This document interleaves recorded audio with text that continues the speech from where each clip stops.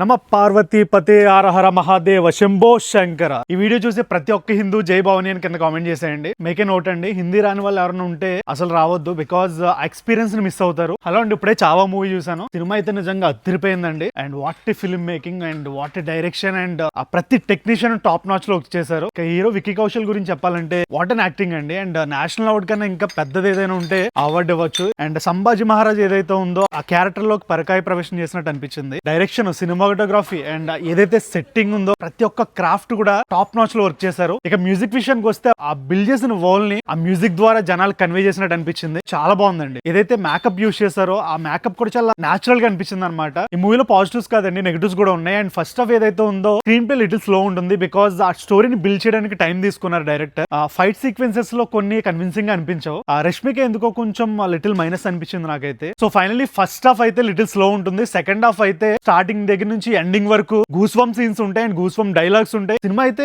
నాకు చాలా బాగా నచ్చింది. అన్టోల్డ్ స్టోరీస్ చూపించినందుకు డైరెక్టర్ కి అండ్ అలాగే ఆ టీం అందరికీ కూడా హ్యాట్స్ ఆఫ్ చెప్పాలి. అండ్ మీరు కూడా సినిమా చూసి మీకు ఎలా అనిపించిందో కామెంట్ చేసేయండి. అండ్ ఇలాంటి మరిన్ని షార్ట్స్ కోసం రాజేష్ ఖన్నా వ్లాగ్స్ ని సబ్స్క్రైబ్ చేసుకోండి.